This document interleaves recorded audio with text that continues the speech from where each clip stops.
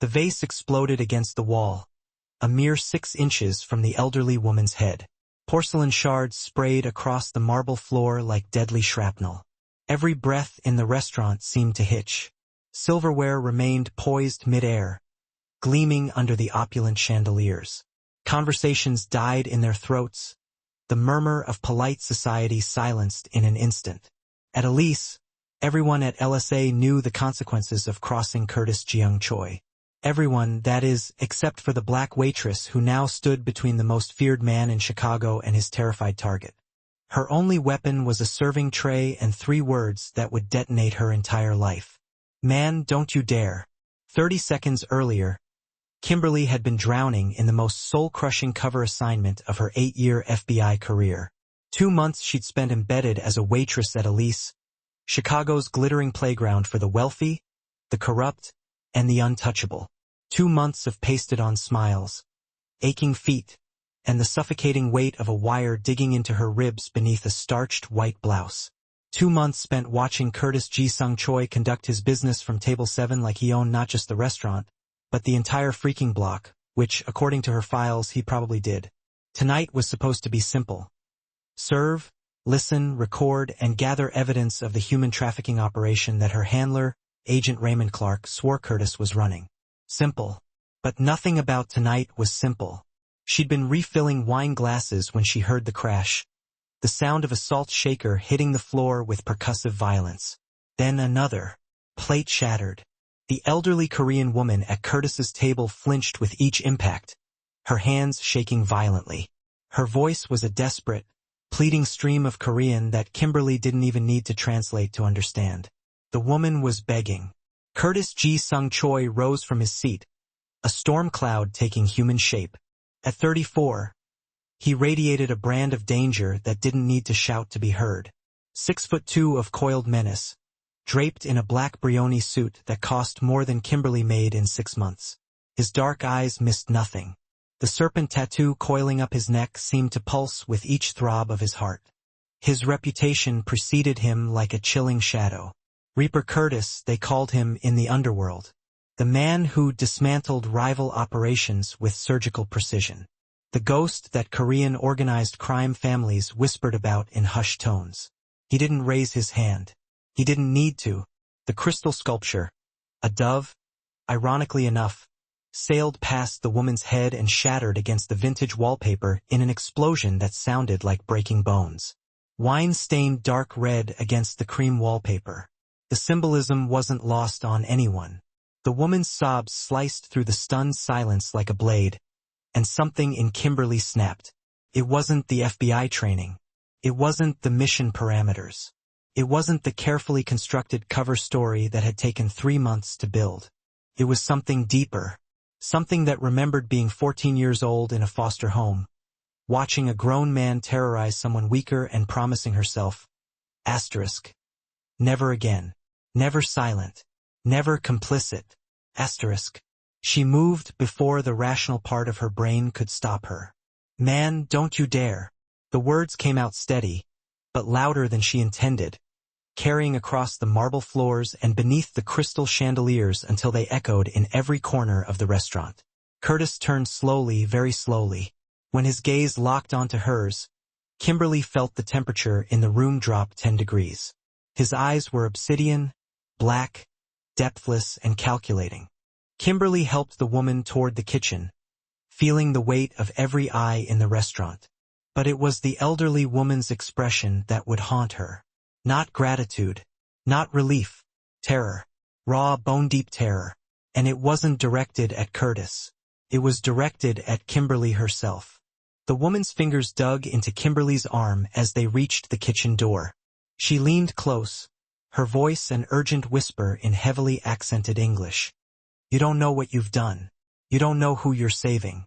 Then she was gone, shuffled out the back exit by one of Curtis's men, who handled her with surprising gentleness. Kimberly stood alone in the kitchen's fluorescent glare, her hands shaking now that the adrenaline was crashing. Her phone buzzed in her apron pocket. A text from Clark. Asterisk. "What the hell are you doing? Abort now. Asterisk. Too late for that." She looked through the kitchen window at table 7, where Curtis sat with his back to her, speaking into his phone.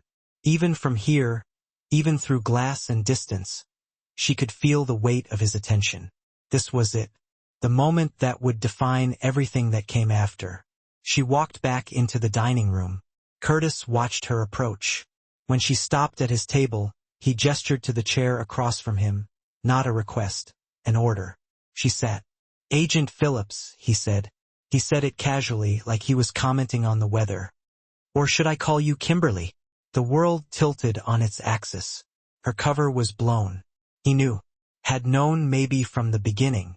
And she just walked right back into his orbit like a moth to a flame that had already burned through every safety net she had. Curtis smiled. Not friendly, not even close. It was the smile of a predator who'd just found something unexpectedly interesting. Something worth playing with before deciding what to do with it. "You're right about one thing," he said, his voice dropping to something almost intimate. "I am better than this. 8 months of building a case against the most dangerous trafficking operation in the Midwest. And you destroyed it all in 30 seconds because of what? A misplaced sense of chivalry?" Kimberly kept her eyes on the scarred table between them. She could still feel the weight of Curtis's gaze, still hear the elderly woman's whispered warning. She was being terrorized. She was bait. Clark slammed his hand on the table, making her flinch. The whole thing was theater. Phillips. Choi stages these displays to flush out surveillance, to see who breaks character. And congratulations, you gave him exactly what he wanted. Something cold slithered down her spine. You knew it was theater? I suspected. Clark resumed pacing, his tone shifting from anger to something colder, more calculated. But we needed you to maintain cover long enough to get the real evidence. Now you're burned. He knows who you are, what you are. The operation is dead. Then let me go back in. The words came out desperate, raw. I can salvage this. I can. You can go home. Clark's voice was flat, final, effective immediately. You're off the case. We'll debrief tomorrow, file the paperwork, and reassign you to something more suited to your emotional temperament. Evidence analysis, maybe. Somewhere you can't compromise operations with your feelings. The dismissal stung worse than the lecture. Kimberly stood, her legs unsteady. Martinez. Where's Martinez? He was my partner on this. He should be here for the debrief. Clark's expression didn't change, but something flickered in his eyes. Just for a second. Just long enough for her to catch it. Martinez is on another assignment. Above your clearance, Phillips. The thought came unbidden, sharp as a blade. She'd been trained to read tells, to catch the micro-expressions that betrayed deception. Clark was good, better than most, but she'd seen that flicker. Whatever happened to Martinez, it wasn't another assignment. She's got a sister in the files. Jasmine Phillips. Went missing 3 years ago. Case went cold after 6 months. Curtis felt something tighten in his chest. A missing sister. He knew that particular brand of desperation, that consuming need to find someone the world had forgotten. Clark knows about the sister. It would be in her personnel file. Then he's using it. Curtis moved to the bar, poured 2 glasses of whiskey he wouldn't drink. His mind was already assembling the pieces. She's not dirty. Clark wouldn't risk putting a clean agent this deep unless he needed someone who'd be above suspicion when things inevitably went wrong. She's his insurance policy. And now that policy is compromised. David accepted the glass Curtis offered. What do you want to do about her? Curtis thought about those fierce eyes, that unwavering voice. Man, don't you dare. We give her a choice. But first, we make sure she understands what she's actually been investigating. He pulled out his phone, typed a quick message to his courier. By morning, Kimberly Phillips would have information that would shatter every certainty she had left. The question was whether that would drive her toward them or deeper into Clark's web. Kimberly's apartment was exactly as depressing as she'd left it that morning. Studio was a generous term for 400 square feet of peeling paint and perpetual radiator noise. The Murphy bed was still down because folding it up required energy she hadn't possessed in weeks. Dishes were piled in the sink. The rent notice on the door, the third one this month, fluttered when she pushed inside. She locked the door, engaged the chain, and slid down to sit on the floor with her back against it. Her phone was still off. Clark would be furious, but she couldn't deal with more of his cold disappointment tonight. Couldn't face the reality that her career was probably over, that 8 months of dangerous, exhausting undercover work had imploded because she couldn't stand by and watch an old woman be terrorized. Except it wasn't terrorism. It was theater. She pulled out Jasmine's file from under her mattress. The unofficial one. The one she'd compiled herself after the FBI's investigation stalled. Photos, witness statements, surveillance footage from the club where her sister was last seen. 3 years of dead ends and false leads and the suffocating certainty that Jasmine was still out there somewhere, waiting for someone to find her. Clark had promised her resources, had dangled the possibility of bureau assistance if she proved herself on the Choi case. Now that Carrot was gone, and she was back to searching alone, with no badge, no authority, no hope, the tears came hot and furious. She let them because there was no one here to see, no one to judge her for the weakness. When she finally stood, exhausted and hollow, she saw it. The envelope, plain manila, unmarked, slipped under her door sometime while she'd been sitting there drowning in her own failure. Her hand trembled as she picked it up. Inside was a single photograph. The restaurant's private dining room, taken from an angle that should have been impossible. And written across the bottom in precise, masculine handwriting, "You're more useful alive." Kimberly stared at it for a long time, her mind racing through implications and threats and something that felt dangerously close to possibility. Curtis Choi knew where she lived, knew her name, knew she was FBI, and instead of eliminating the threat, he was making contact. Why? She thought about his words in the restaurant. The man who's been using you to eliminate his competition. Thought about Martinez disappearing. About Clark's too quick dismissal of her questions. About 3 years of searching for Jasmine with resources that always seemed to dry up at crucial moments. Her phone buzzed on the floor where she'd dropped it. Still off, but the vibration meant someone was trying to reach her. Probably Clark, demanding her presence for more lectures about emotional compromise. Kimberly looked at the photograph again, at the message that was equal parts threat and invitation. 24 hours. Curtis had said she had 24 hours to decide. She picked up her phone and powered it on. 17 missed calls from Clark. 3 from her supervisor. 1 text from a number she didn't recognize. Riverside Club, midnight. Come alone or don't come at all. She checked the time. Kimberly grabbed her jacket and walked out into the night toward a choice that would either save her or destroy everything she had left. Either way, she was done playing by rules written by men who'd never told her the truth. The Riverside Club existed in that liminal space between legitimate and criminal, where politicians rubbed shoulders with power brokers who'd never appear on any public ledger. Kimberly had researched it during her surveillance of Curtis. A restored warehouse on the Chicago River. All exposed brick and Edison bulbs. Korean fusion cuisine that cost more per plate than she made in a week. Rain fell in sheets as she approached, turning the cobblestones slick and treacherous. Neon signs reflected in puddles like watercolor paintings, red and gold bleeding into each other. The scent of rain mixed with something else. Ginger, sesame oil, the char of meat on high heat. Jazz drifted from the club's entrance, saxophone notes curling into the night like smoke. The doorman was built like a wall and dressed better than most executives. He looked at her rain-soaked jacket and jeans with the kind of disdain reserved for trespassers, then checked something on his phone and stepped aside without a word. He turned, and the use of her first name felt intimate, dangerous. "I wasn't sure you'd come." "I wasn't sure either." She stayed near the elevator, escape route mapped in her mind. "But here I am, so talk." David moved to stand by the door, present but separate. Curtis gestured to the low table where 2 cups of tea steamed in ceramic bowls painted with delicate cranes. "Sit, please." It wasn't a request. Not really, but it lacked the command she'd expected. Kimberly moved to the table, lowering herself onto one of the cushions with the kind of weariness that came from walking into a predator's den. Curtis sat across from her, the table a barrier and a bridge between them. "You met my aunt tonight," he said, sliding one of the teacups toward her. "Her name is Park Seo-jin. She raised me after my parents died. She's the closest thing to family I have left." Kimberly wrapped her hands around the cup, letting the heat seep into her cold fingers.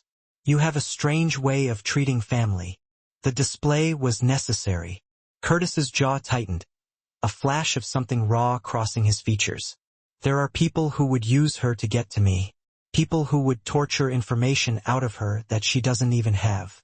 So I make them believe that she's a liability I barely tolerate means absolutely nothing to me. It's about keeping her safe, that's all."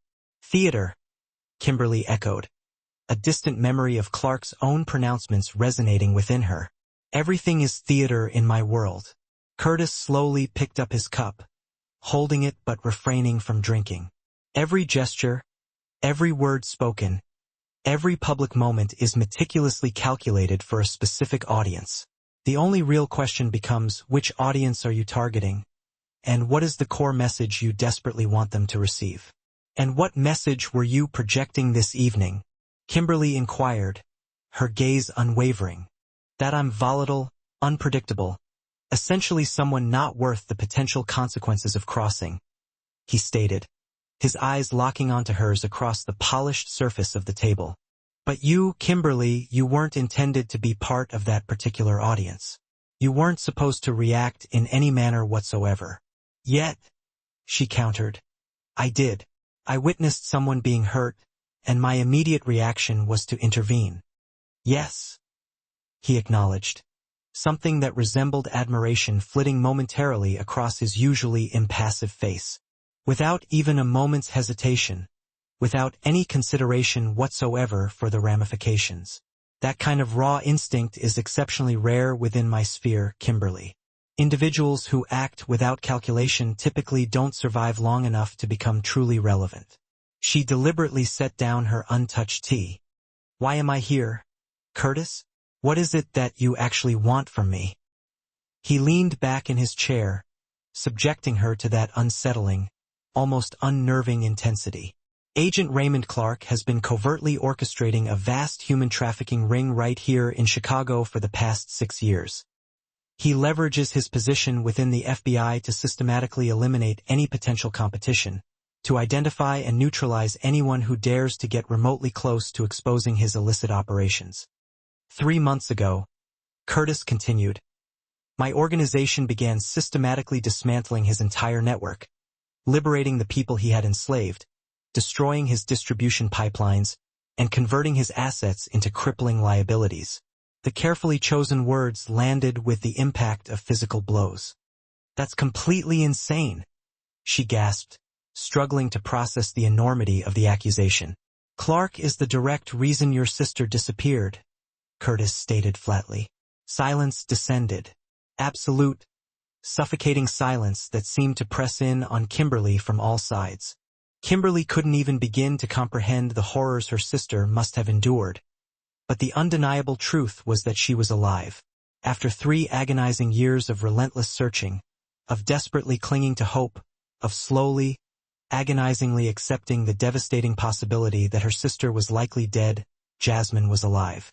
"What do you want from me?" The words escaped her lips, fragmented and broken. "I require someone who can navigate FBI channels without arousing suspicion," Curtis responded, his gaze intent.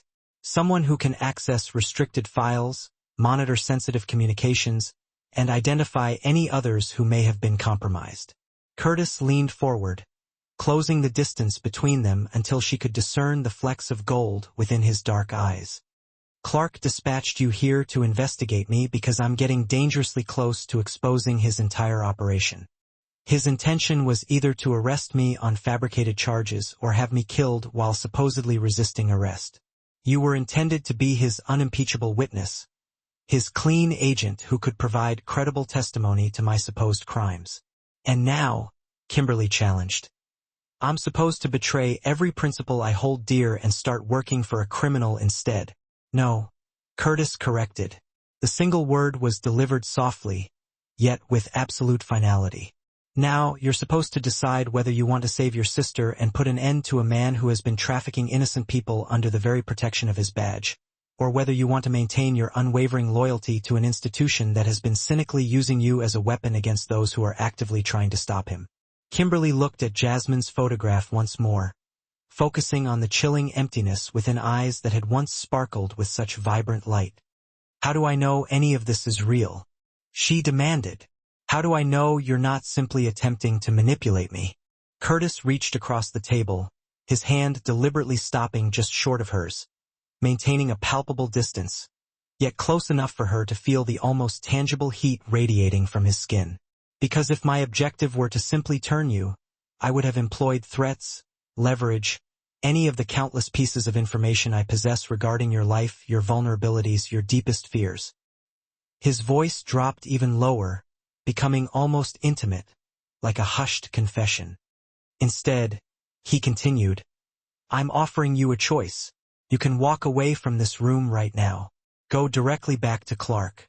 Pretend this entire conversation never occurred. I'll personally ensure that the photograph vanishes without a trace. You can retain your career, your security clearance, your so-called clean conscience. Or you can assist me in taking him down, and I will help you get your sister back. Their eyes locked across the expanse of the table.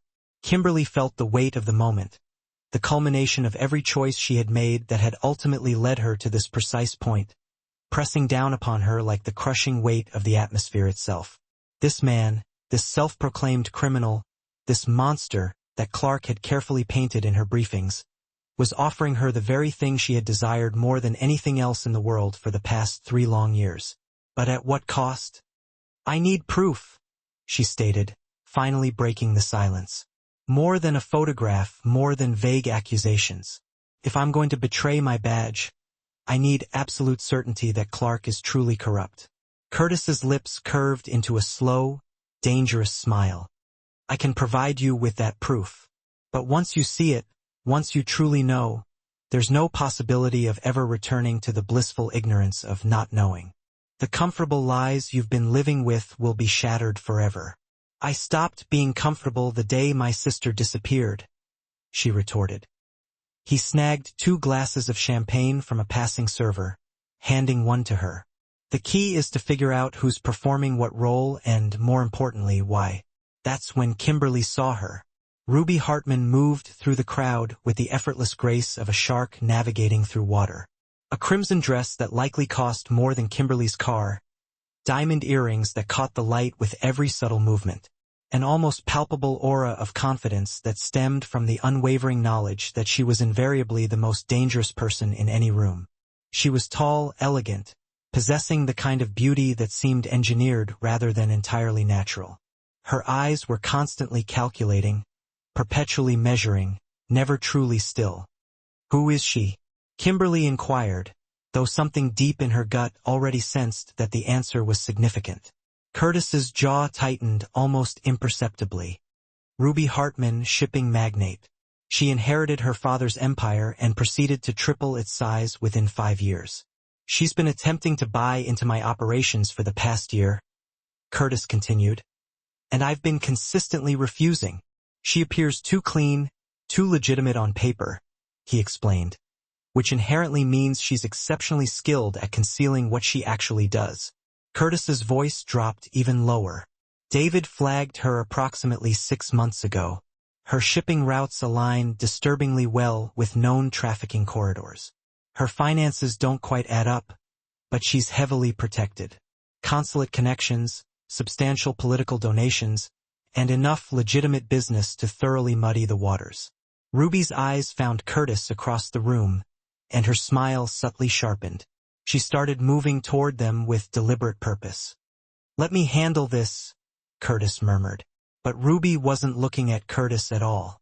Her gaze was fixed intently on Kimberly with an intensity that made her skin prickle. "Curtis!" Ruby's voice was like honey coating steel. His hands came up to frame her face, his thumbs gently brushing her cheekbones in a gesture that appeared possessive, but actually felt surprisingly protective. "Stay close. If she believes you're important to me, she'll inevitably attempt to use you. It's far better to have you where I can see you. Kimberly's breath caught in her throat. Standing this close, she could see the flecks of gold within his dark eyes, could feel the controlled strength in his hands, could smell the blend of cedar and something uniquely his own beneath the expensive cologne. The carefully constructed line between their fabricated cover and something genuinely real was blurring dangerously. "You're good at this," she whispered. "At what?" he asked. "Making people believe you care." Something raw and vulnerable flashed across his face. "What if I'm not making them believe anything?" The moment stretched, tension coiling between them like a living thing. His gaze dropped to her lips, and she felt her own instinctively doing the same. The smart thing to do would be to step back, to remind them both that this was strictly business. The smart thing. Curtis's phone vibrated, then Kimberly's. Simultaneously, they pulled out their devices, and both screens displayed the exact same message from an unknown number. "Get out. It's a trap." "David," Curtis said into his earpiece. "Status. Movement at all exits." David responded instantly. "Federal vehicles approaching. This is a raid." Kimberly's blood ran cold. "Clark." Before Curtis could respond, the ballroom doors burst open. FBI tactical teams flooded into the room, weapons drawn, voices shouting commands in both English and Korean. Guests screamed, dropped to the ground, chaos erupting as if a bomb had detonated. Curtis grabbed Kimberly's wrist, forcefully pulling her toward the balcony's edge. But they were too late. 3 agents swarmed them, weapons trained, faces hidden behind tactical masks. "Curtis Jong Choi, you're under arrest for human trafficking, racketeering, and conspiracy." "On whose authority?" Curtis's voice was dangerously calm. "Special Agent Raymond Clark, FBI." Kimberly watched as Curtis's hands were forced behind his back. Watched him being shoved to his knees with a brutal violence that made her flinch. She attempted to move toward him, but rough hands grabbed her arms, yanking her in the opposite direction. "This one's with us," a voice said. Familiar, cold. Clark emerged from behind the tactical team, his expression triumphant. He looked at Kimberly with something that resembled pity. "Agent Phillips, it appears your cover was even deeper than we initially suspected. Good work getting this close to Choi. It was a script, a performance, and she was being forced to play a role she didn't fully understand." "Sir, I can debrief later," Kimberly protested. Clark's grip on her arm was bruising. "Right now, we need to get you somewhere safe. Choi's people might retaliate." Kimberly looked back at Curtis.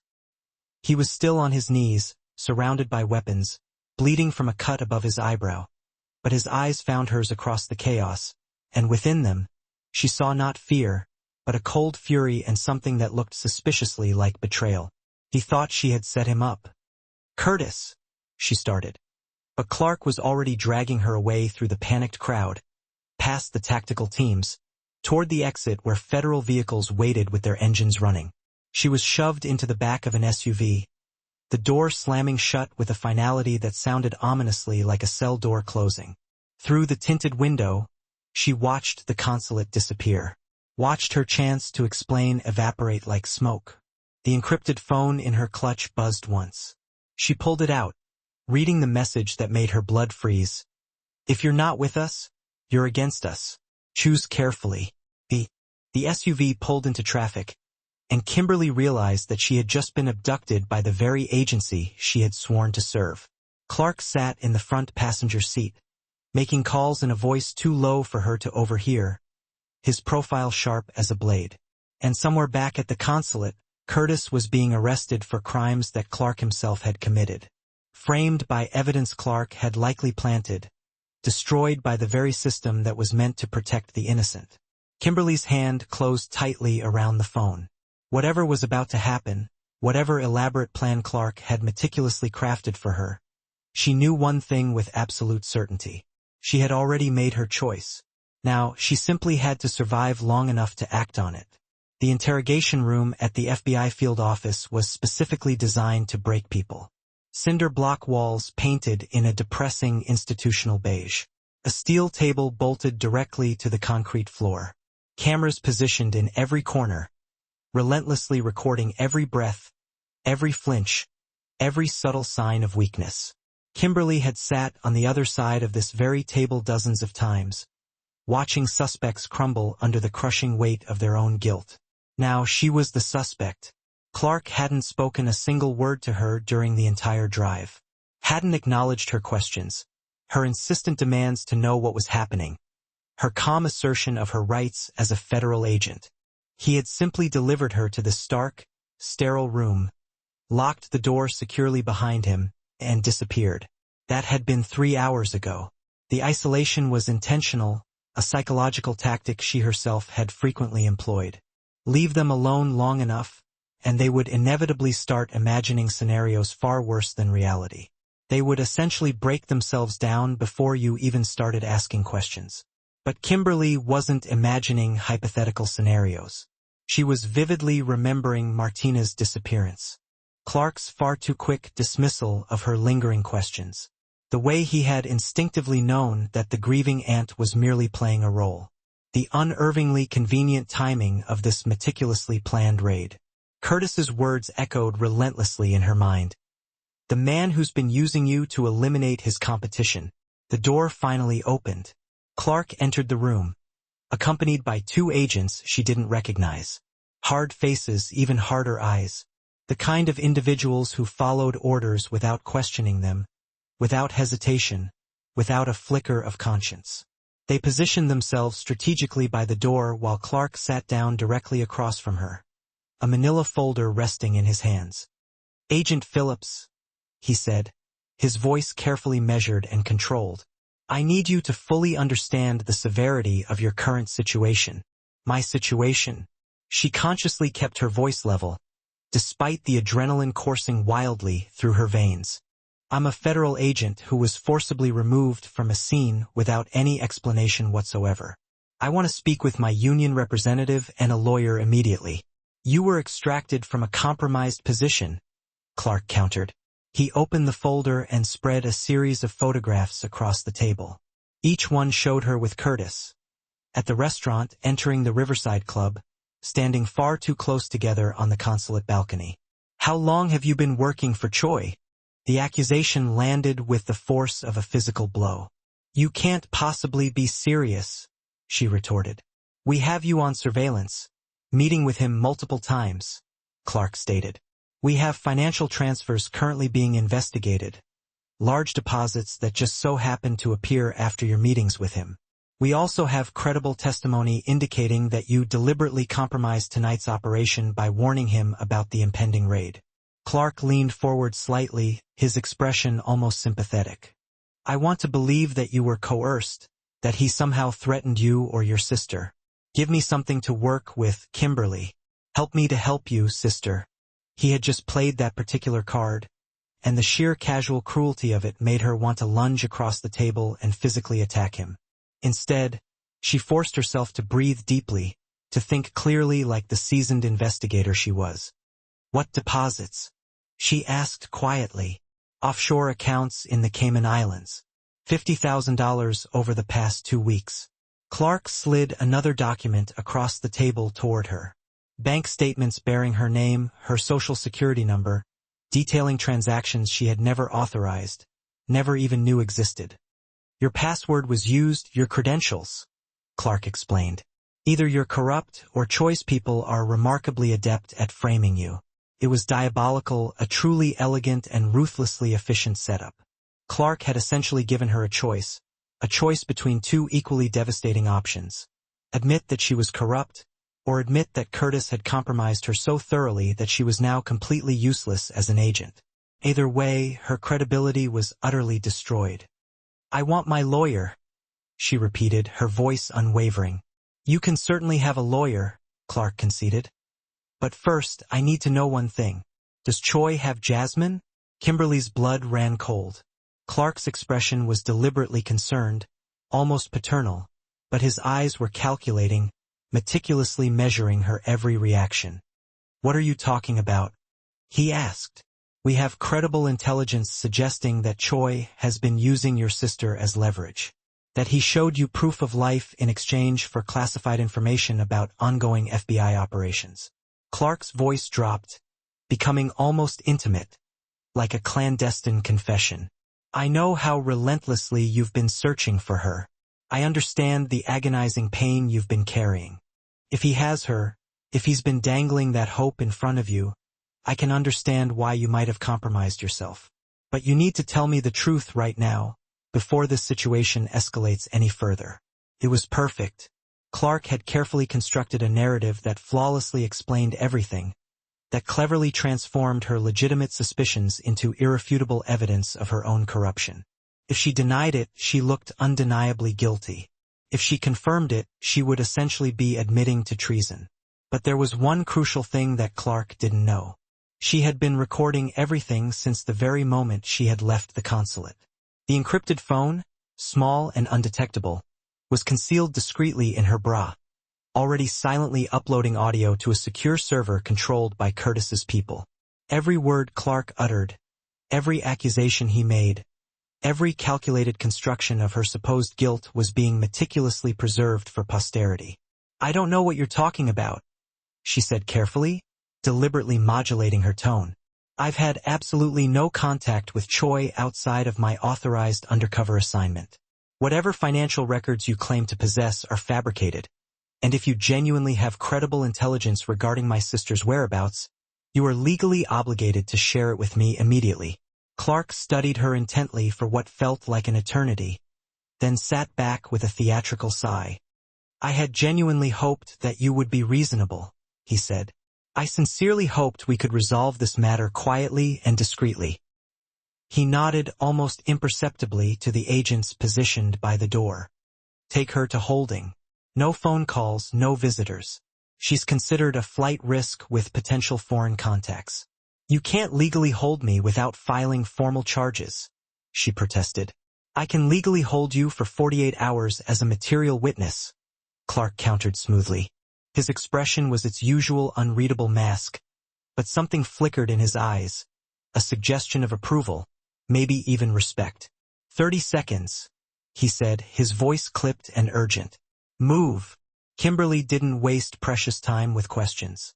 She followed him into the corridor, where 3 guards lay unconscious, neatly arranged and out of the way. Not dead, she noted with relief, just efficiently neutralized. David moved like a ghost, navigating her through passages that shouldn't have been accessible, secret routes unknown to most, past security systems that had mysteriously failed, leaving gaping holes in the defenses.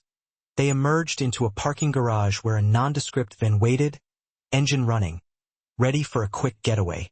David shoved her inside, climbed in after her, and the vehicle was moving before the door fully closed, a blur of motion and adrenaline. Curtis sat in the back, his tuxedo jacket gone, his pristine white shirt stained with blood from the nasty cut above his eye, a visible testament to the chaos. But his gaze was sharp, focused, meticulously assessing her for injuries. Are you hurt? His voice was rough, laced with concern, urgent in its demand. No, you've had worse. He pulled out a first aid kit, his movements precise and efficient as he began cleaning the cut with steady hands. Clark made his move. Now we make ours. How did you? The FBI doesn't just let prisoners escape.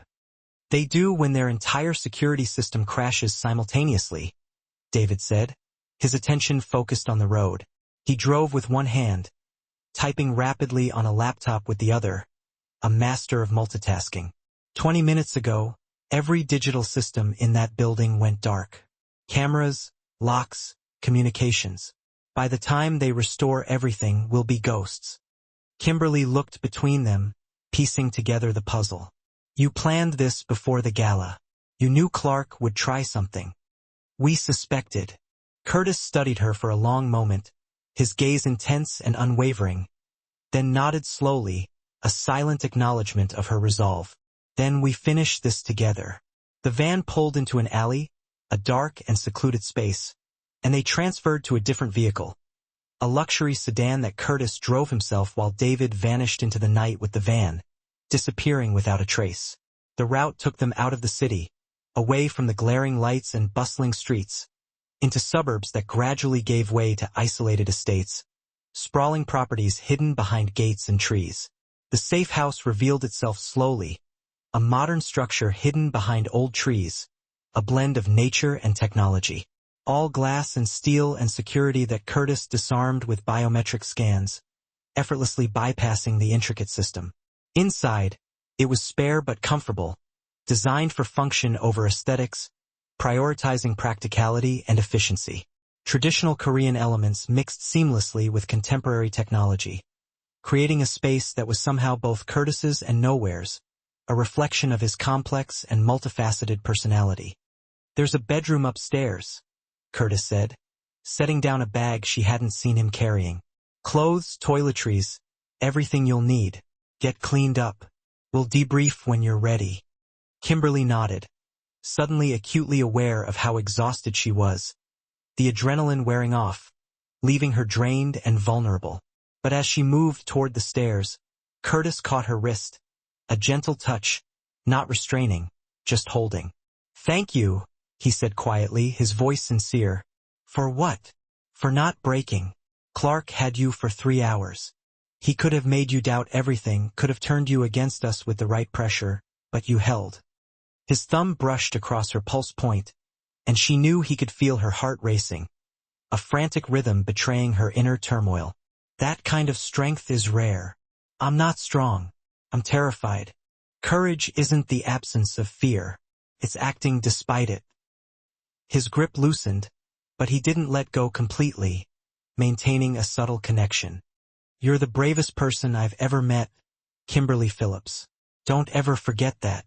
He released her, but the warmth of his touch lingered as she climbed the stairs, a comforting reminder of his presence. The bathroom was ridiculous, an exercise in opulent luxury.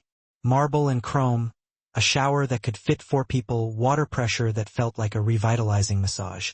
Kimberly stood under the spray for longer than necessary, washing away the stink of the holding cell, the residue of Clark's accusations, the weight of the choice she'd just made, the burdens she carried. When she emerged, wrapped in a towel that was probably worth more than her monthly rent, she found clothes laid out on the bed. Not the silk dress from earlier, that was gone, probably destroyed as evidence. Instead, practical clothes, jeans that somehow fit perfectly, a soft sweater, undergarments still in packaging, meticulously chosen for her comfort. Someone had anticipated this moment, planned for her comfort even in the midst of the crisis.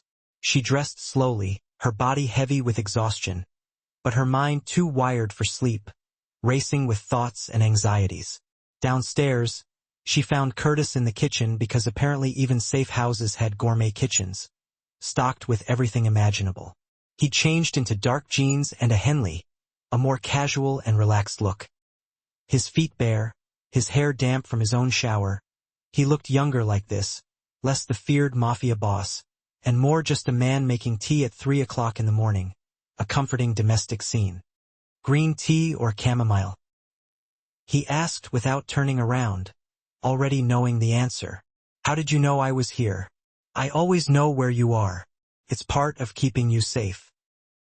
He poured 2 cups of green tea, handed her one, the steam rising in delicate tendrils. They moved to the living room, where floor-to-ceiling windows overlooked darkness and distance, a vast expanse stretching out before them. Curtis sat on a low couch, and after a moment's hesitation, Kimberly sat beside him, not touching, but close enough to feel the heat radiating from his body, a silent comfort. "Tell me about your brother," she said quietly, breaking the silence. Curtis's jaw tightened, and for a moment, she thought he'd refuse, unwilling to revisit the painful memories. Then he exhaled slowly, the sound carrying years of grief, a weight of sorrow. "Minjun, he was 7 when they took him. I was 15. Curtis stared into his tea like it held answers, seeking solace in the swirling leaves. "We were in Bususan visiting our aunt. I was supposed to be watching him at the market, but I got distracted. Some girl, probably something stupid and teenage. When I looked up, he was gone. They never found him. They found his body 3 months later. They trafficked him, used him, destroyed him. By the time the police recovered him, He'd been dead for weeks. Curtis's voice was flat, emotionless in the way of people who'd cried all their tears years ago, a detached recitation of a horrific event. I made a promise at his funeral. Every person I save, every operation I dismantle, every trafficker I destroy, it's for Minjun. It won't bring him back, but maybe it prevents someone else's brother from ending up in an unmarked grave. Kimberly's hand found his before she could think better of it, offering silent support and sympathy. I'm sorry. Don't be sorry. Be angry. Curtis's fingers intertwined with hers, holding tight, a shared connection of grief and determination. Clark has been doing to dozens of families what was done to mine, and he's been using the badge, using the system meant to protect people as his shield. That kind of evil needs to be destroyed, not arrested. We'll destroy it together. Just then, a phone buzzed, Curtis's, with an urgency that couldn't be ignored, shattering the delicate moment.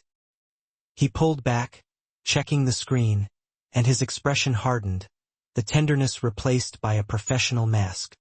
David, it's urgent. Reality crashed back, a stark reminder of their perilous situation. They weren't just two people discovering each other. They were fugitives hunted by the FBI and Clark's network, racing against time to save innocent lives. Curtis answered, his voice returning to that controlled calm, a professional demeanor. Talk to me. Kimberly couldn't hear David's words, but she watched Curtis's face change, concern to shock to cold fury, a rapid shift of emotions. A pause, then, how many? Another pause, his jaw clenching. We move now. Prep the team. He ended the call, stood with predatory purpose, his body radiating energy. Clark is moving his operation tonight. He knows we have the evidence, knows we're coming for him. He's evacuating his holding facilities and cleaning house. Jasmine is at the North Docks facility. David confirmed it 20 minutes ago. Curtis was already moving, pulling weapons from hidden compartments, checking loads with practiced efficiency. His movements precise and economical. But Clark has 30 armed contractors and a timeline. If we don't get there before he finishes the evacuation, they'll disappear. Kimberly finished, her voice laced with urgency. All of them, every victim, every piece of evidence gone. We have 90 minutes, maybe less. Curtis handed her a tactical vest, a weapon she recognized as FBI issue, a tool of her former life. I won't lie to you, this is going to be ugly. Clark won't come quietly, and his people are professionals. The odds of us walking away from this don't matter. Kimberly checked the weapon, her training snapping into focus, a return to her instincts. My sister is in that building, and I'm not losing her again. Curtis's expression softened for just a moment, a flicker of tenderness in his eyes. He cupped her face one more time, kissed her, brief, fierce, full of promise and goodbye. Then, let's go to war. The encrypted phone buzzed one last time, a text from an unknown number, but the message was clear. They're shipping tonight. North Docks. Come alone or bring an army. Either way, some of you won't leave alive. Clark. Kimberly stared at it, then looked at Curtis, her expression unwavering. He knows we're coming. Good. Curtis's smile was cold, dangerous, everything the world believed him to be, a terrifying force. Let him prepare. Let him bring his contractors and his weapons and his false sense of security, because he's about to learn the difference between a criminal and a monster. And what's the difference? Criminals break laws. Monsters break the people who hurt innocents. He held out his hand, his gaze intense. Ready. Kimberly took it, feeling the calluses, the strength, the certainty, a connection that transcended words. Let's finish this. They walked out into the pre-dawn darkness toward the city, toward violence, toward the moment where everything would either shatter or crystallize into something new, a turning point in their lives. Behind them, the safe house's lights went dark, a symbolic farewell to a sanctuary.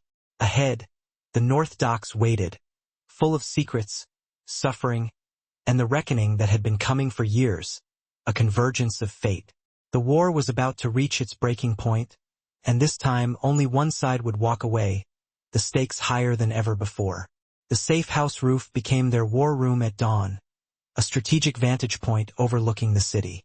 Kimberly watched Curtis spread surveillance photos across the weathered concrete, his fingers tracing routes and exits with the precision of someone who'd mapped 100 similar operations, a master strategist. Either way, we're out of time.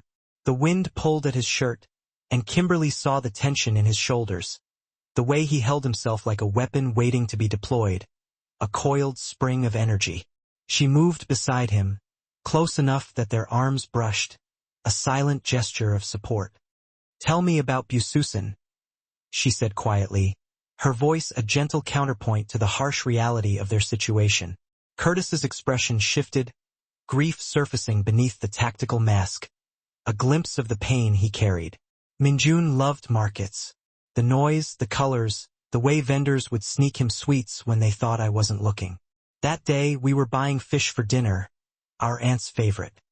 His voice cracked, barely perceptible, a fragile sound. He wandered toward the toy stalls. He paused, the memory vivid and painful. I was 17, cocky, distracted by a girl selling ribbons. When I looked back, he was gone. Just gone, like he'd never existed. Kimberly's hand found his, their fingers intertwining naturally, a connection of shared sorrow. The police said he probably wandered off, that he'd turn up. But I knew. Curtis's grip tightened, his knuckles white. I knew because I saw the white van, saw the man watching us earlier. I knew and I did nothing. His voice was filled with self-reproach, a burden of guilt he carried. 3 months later, they found his body in a shipping container headed for Taiwan. Medical examiner said he'd been dead for weeks, used up and discarded like he was nothing. You were a child. I was his brother. Curtis turned to face her, and the rawness in his expression made her chest ache, a deep well of emotion. I promised him I'd protect him. I failed. So now I protect everyone else. Every person I save, every operation I dismantle, it's penance. It won't bring him back, but maybe it stops someone else from living my nightmare. Weapons were checked, routes mapped, contingencies planned for every variable they could anticipate, a strategic masterpiece. As the sun climbed higher, Curtis pulled Kimberly aside, away from David's tactical preparations, seeking a moment of privacy. They stood at the roof's edge, the city waking below them, completely unaware of the war being waged in its shadows, the hidden conflict. After tonight, everything changes. Curtis's voice was quiet, meant only for her, a shared secret. If we survive, if we rescue Jasmine and take down Clark, you'll have your life back, your career, your reputation, your future. You won't need me anymore. Kimberly turned to face him, studying the man beneath the monster's reputation, the complex individual hidden beneath the fearsome exterior. Is that what you think? That I'm here out of necessity? I think you're here because I have resources you need, because your sister's life depends on my connections and my willingness to operate outside the law. His jaw tightened, a flicker of vulnerability. I don't want you to feel obligated. After tonight, she kissed him hard, fierce, pouring 3 days of fear and fury and desperate need into the connection of their mouths, a release of pent-up emotions. His surprise lasted half a second before he responded, pulling her against him, his hands tangling in her hair, a passionate embrace. When they broke apart, both breathing hard, she kept her forehead pressed to his, a fragile moment of connection. I'm here because you're the only person who's told me the truth, because you risk everything for people you don't know, because when I look at you, I don't see a monster. I see someone who's been fighting alone for too long. Curtis's thumb traced her jaw, his touch reverent, a gesture of tenderness. I've spent 10 years believing I had to be feared to be effective, that the only way to fight evil was to become something darker. But you, his voice roughened, filled with emotion. You make me want to be better, not the monster that fights monsters, just a man trying to do right. Then be that man tonight, tomorrow, every day after. She held his gaze, her eyes filled with conviction. Be that man with me. His kiss was softer this time, full of promise and possibility, a shared dream of a future. They stood together as the city woke, as David's team prepared for war, as the hours counted down to violence and revelation, a convergence of fate. The encrypted phone buzzed, a message from an unknown number, but the coordinates were clear, the warehouse location confirmed, pinpoint accuracy, and beneath it, a final taunt from Clark. "Bring your monster. Let's see if he bleeds." Curtis read it, his expression shifting from tender to tactical in a heartbeat, a return to his professional demeanor. "He wants me angry, wants me reckless. Then we give him the opposite." Kimberly's voice was steel, a resolute determination. "We go in cold, precise. We save every person we can, document every crime we find, and we walk out with everything we need to bury him." Curtis smiled, slow and dangerous, a predator ready to strike. "I really am falling in love with you." The words hung in the air between them, weighted with timing and impossibility and absolute truth, a shared confession. Kimberly felt them settle into her chest, warm and terrifying, a profound and unsettling realization. "Tell me again when we survive tonight." "Deal." They descended from the roof toward preparation and violence, toward the moment that would either shatter them or forge them into something unbreakable, a trial by fire. The sun climbed higher, casting long shadows across the city. The city breathed, oblivious to the impending storm. And somewhere in the North Docks, Jasmine waited, alive, changed, but still her sister, still worth the war they were about to wage, a bond that couldn't be broken. The North Docks smelled like diesel and decay, a pungent and unsettling combination. Industrial rot mixed with Lake Michigan's cold promise, a haunting and foreboding atmosphere. Kimberly crouched beside Curtis in the shadows of a rusted container, seeking cover from the unseen eyes, watching the warehouse through night vision optics that turned the world into shades of green and black, a surreal and unsettling landscape. David's voice crackled through her earpiece, providing vital information, coordinates and countdowns, the steady rhythm of a man who'd done this 100 times, a calm and reassuring presence. 12 hostiles on the perimeter, another 20 inside, maybe more. Thermal imaging shows 47 heat signatures in the holding area. Clark is inside. Ruby Hartman left 30 minutes ago. Clean exit. Diplomatic vehicle. Curtis's jaw tightened, a flicker of anger, but his voice stayed level, controlled. "She gets hers later. Right now, we focus on extraction and evidence." The team moved like ghosts, silent and unseen, a coordinated force of nature. 3 units synchronized, their movements fluid and precise. Communication reduced to hand signals and breath, a reliance on instinct and nonverbal cues. Kimberly followed Curtis, her FBI training merging with his operational precision, becoming something hybrid and deadly, a formidable combination. The weight of her weapon was familiar, comforting, a tool to save rather than destroy, a means to protect the innocent. The entry was surgical, a swift and efficient operation. David's team neutralized the perimeter guards with tranquilizers, non-lethal, but effective, minimizing casualties. They dragged unconscious bodies into shadows, cable-tied wrists, ensuring they wouldn't pose a threat. They moved forward, their purpose unwavering. The warehouse loomed, a menacing structure of corrugated metal and broken windows, fluorescent light bleeding through cracks, a beacon of suffering. Inside was worse, a descent into hell. The holding area was a converted shipping container, 40 feet of human misery, a confined space filled with despair. Women mostly, some men, children, all with the hollow eyes of people who'd stopped hoping for rescue, their spirits broken. The smell hit Kimberly first, a wave of nausea, sweat, fear, waste, a suffocating stench. Her stomach turned, but her hands stayed steady, her resolve unwavering. Curtis was already moving, bolt cutters freeing chains, liberating the captives. His voice low and steady in Korean, English, Spanish, a calming presence. "You're safe now. We're getting you out." That's when Kimberly saw her.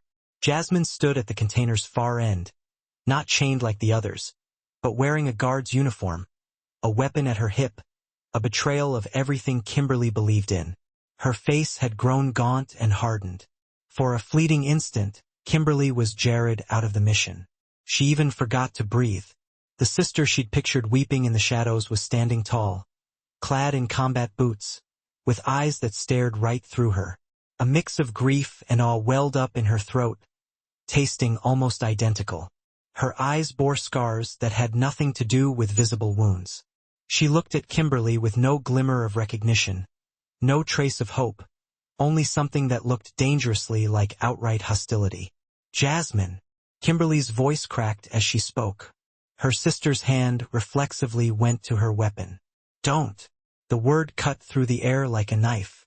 Curtis moved to stand between them, his voice calm but unwavering. "We're here to help all of you, including you, Jasmine. You don't know what you're doing." Jasmine's voice was rough and unfamiliar. "Clark doesn't take losses. He'll kill everyone here before he lets you walk out with any evidence. Then we need to move faster."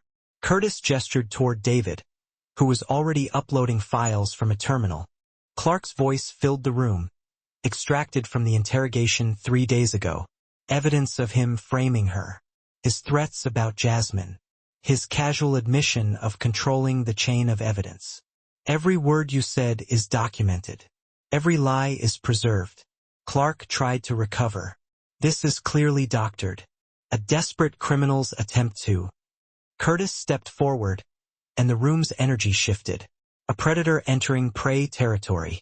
47 people rescued last night. 20 years of financial records uploaded to federal servers. Testimony from 3 of your own contractors who decided saving their souls was worth more than your money. His voice was silk over steel. "The only desperate criminal here is you." Deputy Director Okafor moved toward the podium, her expression carved from ice. "Agent Clark, you are hereby suspended pending investigation. Please surrender your weapon and credentials." "You're believing a gangster over a decorated federal agent?" Clark's voice cracked. "I've served this bureau for 20 years, and used it as cover for trafficking for at least 6. Okafor's voice was absolute. "Justice Department prosecutors are already filing charges. The evidence is overwhelming." Clark's gaze swept the room, landing on Kimberly with pure hatred. "You'll never see your sister again. I made sure of it. She's too broken, too compromised. Everything she is now, that's on you." Jasmine stepped into the room. Thin, haunted, but standing strong. Clark went pale. "I'm testifying against you. Against everyone in your network." Jasmine's voice was rough from smoke damage, but certain. "You took 3 years of my life. You can't have one more second." Federal agents moved in, cuffing Clark with precision that spoke of practice. He fought briefly, a final display of the authority he'd wielded for so long. But authority without legitimacy is just a performance, and the performance was over. As they dragged him toward the exit, Clark looked back at Curtis. Kimberly stood with Curtis, David, and Jasmine. For people bound by violence and revelation, by choices made in smoke and flame. "What now?" Jasmine asked, her voice small. "Now we rebuild." Curtis's voice was gentler than Kimberly had ever heard it. "We find you a safe place. Get you therapy, support, whatever you need. No rush, no pressure, just time to heal." Jasmine looked at him with something like wonder. "Why do you care? I was part of his operation. I wore the uniform. You survived." Kimberly took her sister's hands. "That's all that matters. Everything else we figure out together." They walked out of the field office into the morning light, toward uncertainty and possibility, toward a future that was theirs to write. Behind them, the machinery of justice began its slow grind: indictments, trials, revelations. Ahead, the city sprawled, indifferent and full of promise. The war wasn't over, but for this moment, they'd won. 3 months transformed Chicago's landscape in ways both visible and hidden. Clark's trial dominated headlines, each revelation worse than the last. 23 victims testified. 17 contractors cooperated. Financial records exposed a network spanning 12 countries. Ruby Hartman was arrested attempting to board a diplomatic flight to Seoul. Her immunity was revoked after Interpol presented evidence too damning for even the consulate to ignore. Seoul withdrew her protection within hours of the evidence going public, a quiet political gesture that left Ruby exposed to every charge waiting to bury her. The North Docks warehouse was razed. The ground was blessed by 3 different religious leaders, then donated for a community center. David transitioned to legitimate security consulting, his NIS training repurposed for protecting the vulnerable rather than eliminating threats. He'd finally traded covert shadows for daylight, turning his precision into protection instead of pursuit. It suited him more than he'd admit. He smiled more now, which was to say he smiled occasionally, which was progress. Jasmine moved slowly toward healing therapy 3 times weekly, a quiet apartment in Pilsen near Kimberly's new place, part-time work at a non-profit supporting trafficking survivors. Her therapist warned that she was moving too fast, but Jasmine said that silence had taken enough already. Speaking, even when it hurt, was how she reclaimed herself. Some days were harder than others, panic attacks, nightmares, moments where the past consumed the present. But she was rebuilding, one careful brick at a time. Kimberly returned to the FBI, but differently. No more undercover work, no more compromised handlers. She joined the Crimes Against Children unit, using her experience to dismantle networks before they destroyed lives. Deputy Director Okafor watched her carefully, measuring her loyalty, eventually concluding that sometimes the best agents were the ones who'd seen the institution's failures and chose to fix them anyway. Curtis's transformation was more public. Federal prosecutors offered a deal, full cooperation, complete transparency, divestment from anything remotely illegal, and permanent monitoring. Transparency was his protection. The more visible he became, restaurants, interviews, foundations, the harder it was for anyone to make him disappear quietly again. He took it not because he feared prison, but because Kimberly had shown him a different way to fight. The restaurant was his first act of restitution. Elise remained, but transformed. The fine dining facade gave way to something more honest, Korean-American fusion. Affordable prices, staff hired from communities Clark had targeted. The private dining room where this story began became a community space, free for support groups and healing circles. Curtis cooked sometimes, which surprised everyone, including himself. He was good at it, precise, methodical, capable of creating beauty from raw ingredients. Tonight, he was cooking for an audience of 1. Kimberly arrived at 9 p.m. After a 16-hour shift that had ended with 4 arrests and 2 children returned to safe homes. She was exhausted, her mind still carrying the weight of other people's trauma. But when she walked into the restaurant's quiet kitchen and saw Curtis at the stove, wearing jeans and a Henley, his serpent tattoo visible above the collar, something in her chest unclenched. "You look terrible," he said without turning around. Flatterer. She dropped her bag and moved to the counter where he'd poured wine she wouldn't drink and set out water she would. "What's for dinner?" "Kimchi jjigae, comfort food. My aunt's recipe." He stirred the pot, and the scent was rich, earthy, full of memory and promise. "Figured you could use it." She could.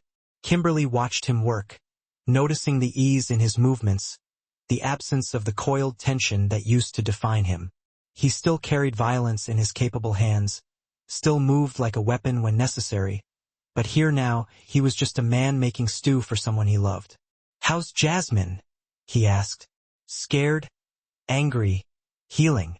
Kimberly accepted the bowl he handed her, the warmth seeping into her cold fingers. She started a blog this week, writing about her experience, unfiltered, raw. It's terrifying and brave and so completely her. Curtis smiled, genuine and soft. "She's your sister. Brave runs in the family." They ate in comfortable silence, the restaurant empty except for them, the city's noise distant and unimportant. When they finished, Curtis took her hand and led her to the private dining room where this had all started. The space was different now, brighter, softer, no longer designed to intimidate. He'd hung photographs on the walls, survivors they'd saved, new beginnings documented in smiles and mundane moments. In the center, a low table held a single white rose in a simple vase. "If Kimberly's courage stirred something in you," If Curtis's transformation felt true, share this story. Tell someone that second chances are built on honest work, that monsters can choose to be human, that the people who've seen the worst darkness often bring the brightest light. Leave a review. Share with someone who needs to hear that healing is possible, that justice can be won, that love is worth fighting for even when the odds feel impossible. There are more stories ahead, more fearless souls, more battles worth waging. Come back.